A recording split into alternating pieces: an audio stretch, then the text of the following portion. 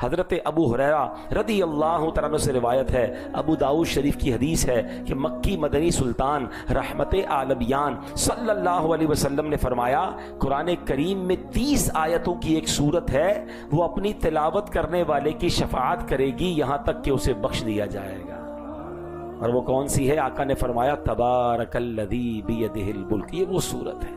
4 minutes required۔ ہم سونے سے پہلے کچھ لوگ شاور لیتے ہیں، کچھ لوگ ڈریس چینج کرتے ہیں، کچھ لوگ برش کرتے ہیں، بہت ساری چیزیں جو لوگ کرتے ہیں، دوائی کھاتے ہیں، بہت ساری روٹینز ہیں جو سونے سے پہلے بندہ کر رہا ہوتا ہے۔ تو کیا 4 منٹ نکال کر ہم سورہ ملک نہیں پڑھ سکتے جو انشاءاللہ ہماری قبر میں شفاعت کرے گی؟ سورہ ملک کا ایک نام مجادلہ، جھگڑا کرنے والی سورت ہے نا۔ سنیے، روایت میں ہے سورہ ملک اپنے پڑھنے والے کی طرف سے جھگڑا کرے گی اور اسے جنت میں داخل کر دے گی۔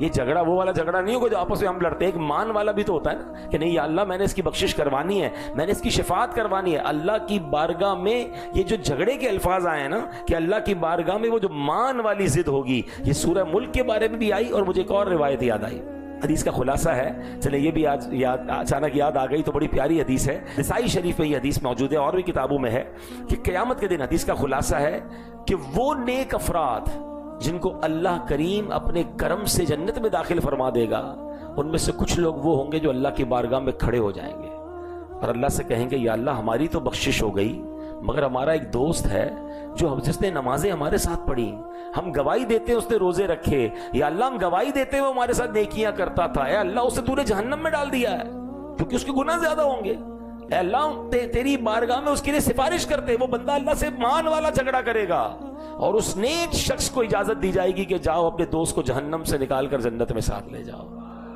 اب یہاں اس روایت سے سیکھنے کو کیا ملا کہ یار زندگی میں کوئی ایک دوست تو ایسا بنا لے کہ جس کے بارے میں یہ امید ہو کہ اگر مجھے کچھ ہو گیا تو یہ اللہ کی بارگاہ میں کھڑا ہو جائے گا، اللہ نے اس کو ایسا مقام دیا ہے، یہ ایسا نیک ہے کہ مجھے امید ہے کہ انشاءاللہ یہ میری بخشش کا ذریعہ بنے اور میری شفاعت کرے۔ مگر کیا ہمارے ایسے دوست ہیں؟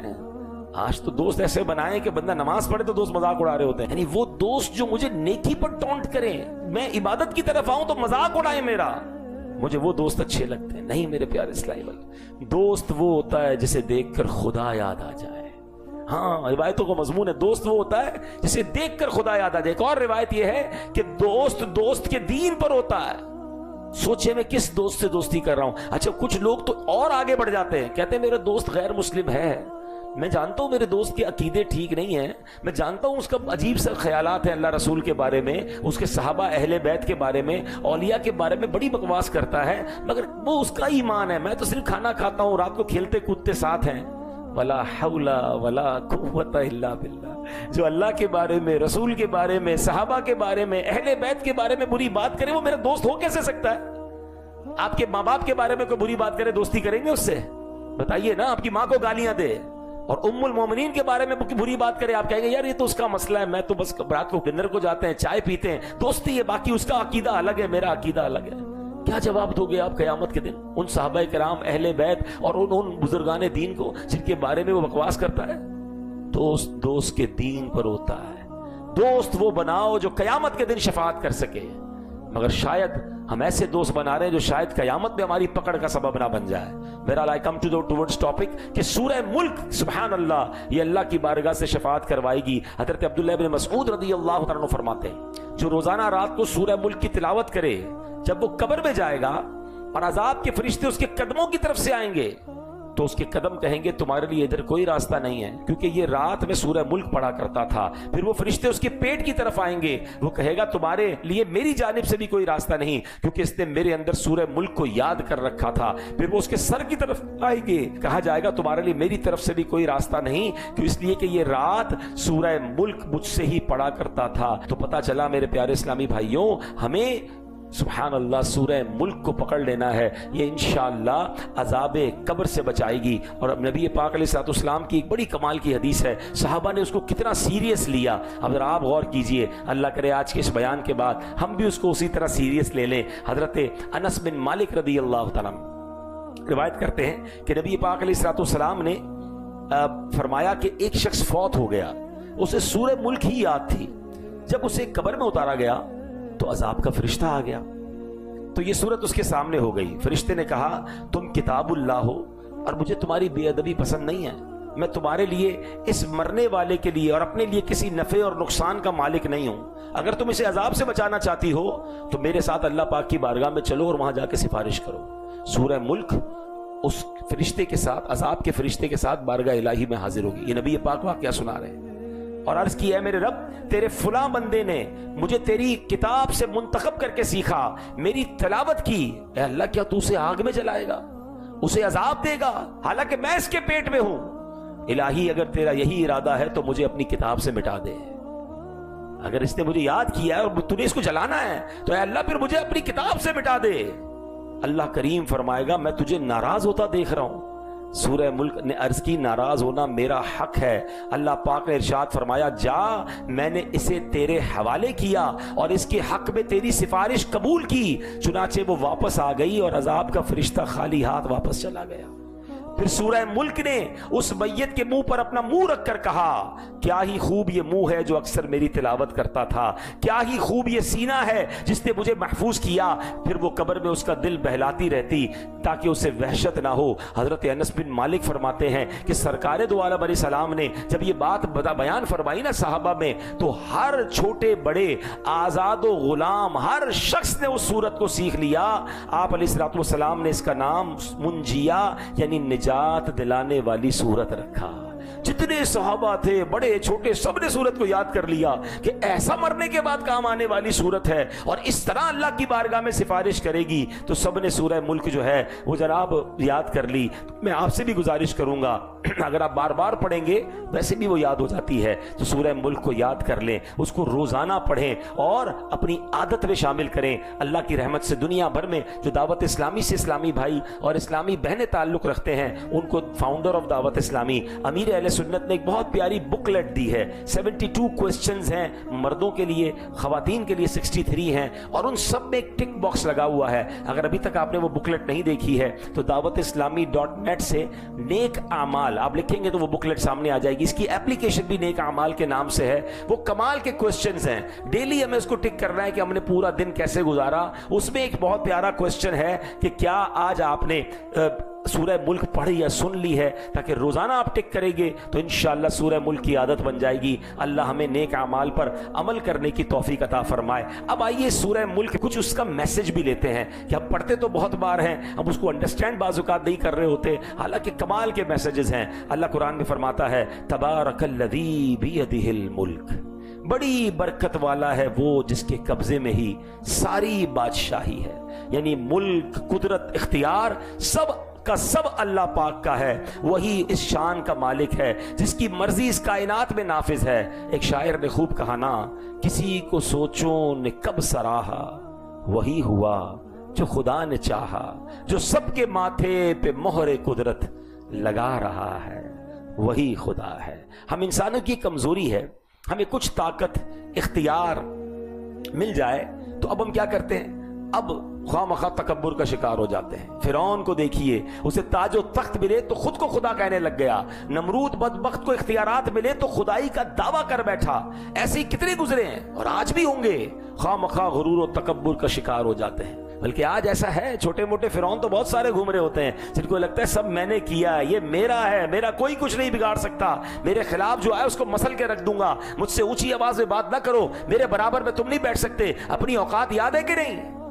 اللہ اکبر، یہ جملے کیسے زبان سے نکلتے ہیں یار؟ تمہاری حیثیت کیا ہے؟ تمہیں پتا ہے تم کون اور میں کون ہوں؟ میں کون ہوں؟ یہ جملہ تو ایسے کہتے ہیں جیسے پتہ نہیں کیا کچھ لے کر آئے دنیا میں. ارے تخت و تاج والے، بڑے بڑے محلات والے جس سے رب ناراض ہوا انہیں اس نے کیسے برباد کیا. اے میرے پیارے اسلامی بھائیوں، سچی بات تو یہ ہے کہ ہم بے بس ہیں، ہم عاجز ہیں، ہم ناقص ہیں. کتنے قسم کے دائرے ہیں جس میں ہم پھنسے ہوئے ہیں. قرآن کیا کہتا ہے؟ اللہ اکبر، سورہ رحمان میں آپ نے پڑھا ہوگا یا معشر الجن والانس ان استطعتم ان تنفذوا من اقطار السماوات والارض فانفذوا. کہتے ہیں نا میرا سب کچھ ہے، ایک دائرے سے ذرا نکل کر تو بتاؤ. قرآن کہتا ہے جنوں اور انسانوں کے گروہ، اگر تم سے ہو سکے کہ آسمانوں اور زمین کے کناروں سے نکل جاؤ تو نکل جاؤ. نہیں نکل سکتے. اس آسمان و زمین کے اس دائرے میں ہم قید ہیں, ہم کہیں نہیں جا سکتے. ہم نہ ماضی میں پلٹ کر جا سکتے ہیں, نہ ہم فیوچر میں جا سکتے ہیں. ایک لمحہ ہے ہمارے پاس, بس یہ چند سیکنڈ جو ہے نا, بس اسی پر تو ہم اختیار رکھتے ہیں. ہم ٹائم لیس بھی نہیں ہو سکتے. ایسا بھی نہیں ہو سکتا کہ وقت گزرتا رہے, میرا ٹائم نہ گزرے. کچھ بھی میرے آپ کے اختیار میں نہیں ہے. ہم گو ود دا فلو ہیں.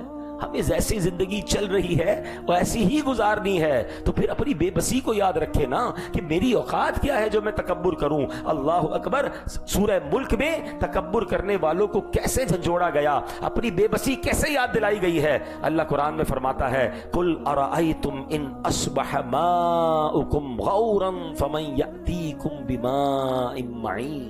یہ آخری آیت ہے نا سورہ ملک کی. کیا فرمایا؟ تم فرماؤ بھلا دیکھو تو اگر صبح کو تمہارا پانی زمین میں دھس جائے تو وہ کون ہے جو تمہیں نگاہوں کے سامنے بہتا ہوا پانی لا دے. غور کیجئے کتنے مجبور ہیں کہ ہماری زمین کا اگر پانی خشک ہو جائے نا, ہم اس لائق نہیں کہ پانی نکال سکیں. اب یہ تو اللہ نے اپنی قدرت کا نظارہ دکھایا, مگر فلسفی ہوتے ہیں. مثنوی یہ مولانا روم نے لکھا کہ ایک فلسفی تھا, اس نے یہ قرآن کی آیت سنی, کہا اس میں کیا پرابلم ہے, تمہارا اللہ کہتا ہے کہ پانی زمین میں دھس جائے تو کوئی نہیں نکال سکتا. ہم مشین لائیں گے, بورنگ کی بڑے بڑے آلے لائیں گے, سائنس کو استعمال کریں گے, سارا پانی نکال لیں گے. ہمارے لیے کیا مشکل ہے؟ بڑا تکبر, بڑا اس کا جناب غرور.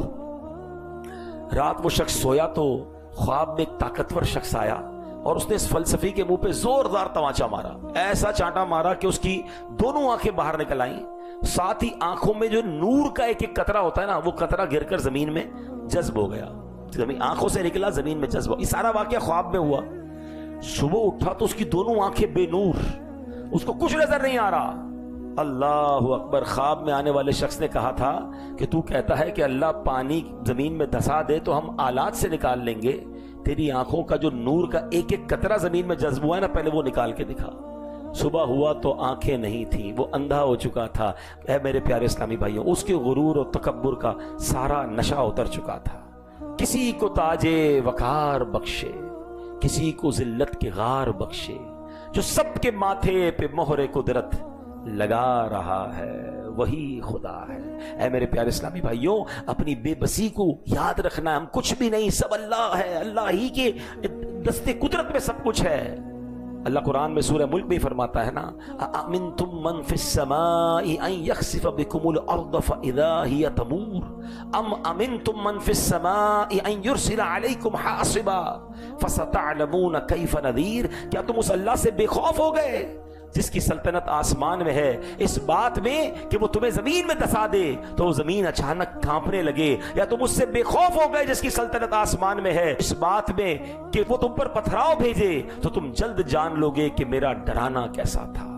میرے پیارے اسلامی بھائیوں, ہم تو اپنی سانسوں پر بھی اختیار نہیں رکھتے. اگر زمین میں دھسا دیا جائے, آسمان سے پتھر برسا دیا جائے, کیا بنے گا ہمارا؟ تکبر نہ کریں. یہ جو بہت ساری پلاننگز کے بعد دل میں یہ خیال آتا ہے نا کہ ایوری تھنگ از سیٹ, اتنا کما لیا کہ اب ساتوں پشتے کھائیں گی, یہ بھولے ہماری. راتوں رات سب کچھ جا سکتا ہے. لوگ کہتے ہیں جناب ایسا بزنس کرو جو 24/7 چلتا ہے. ایئرپورٹ پہ کام ہونا چاہیے. اب کووڈ میں ہم نے دیکھا دنیا بھر کے ایئرپورٹ بند ہو گئے. کیا بند نہیں ہوا؟ یہ میں بار بار بتایا جا رہا ہے کہ وہی تو ہے جو نظام ہستی چلا رہا ہے. ہماری پلاننگ کچھ نہیں ہے, ہمارا ارادہ کچھ نہیں ہے. وہ بندے ہمیشہ کامیاب ہوتے ہیں جو یہ بات ذہن میں رکھتے ہیں کہ جو کچھ ہے وہ میرے رب کا ہے, جو دیا وہ بھی رب کا ہے, اور اللہ کریم میرے لیے جو فیصلہ کرے گا وہ بہتر ہے. عاجزی کے ساتھ, انکساری کے ساتھ, تکبر سے بچ کے جو لائف گزارتے ہیں وہی کامیاب ہوتے ہیں. اللہ کریم ہم سب کو آفتوں سے محفوظ فرمائے. کسی کو کچھ نہیں پتا ہوتا اگلے لمحے کیا ہونا ہے, پھر کس بات کا اترانا ہے, پھر کس بات کی توبہ میں تاخیر ہے. خدا را توبہ کیجئے, اللہ کو راضی کیجئے.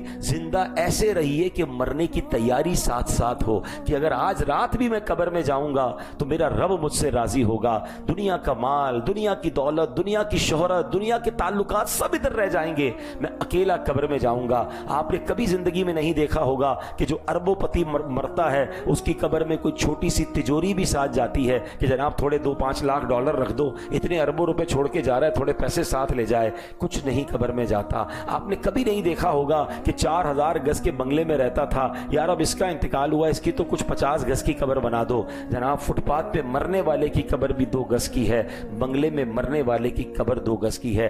कभी नहीं देखा होगा कि यार ये बंदा सारी जिंदगी ब्रांडेड कपड़े पहनता रहा, अब मर गया है, इसको कोई रेशम का कफन ही पहना दो। नहीं जनाब, उसको भी दो वही कोरे लट्ठे का कफन पहनाया जाएगा जो एक लावारिस बंदे को कफन दिया जाता है। जब मेरी मंजिल वो है, मेरा लिबास वो है, मेरा आखिरी डेस्टिनेशन वो है, तो मुझे उस डेस्टिनेशन की तैयारी क्या करनी चाहिए कि वहां कुछ साथ नहीं जाएगा, वहां अमाल साथ जाएंगे, वहां रब राजी होगा तो इंशाअल्लाह मेरी कब्र और आखिरत बेहतर होगी।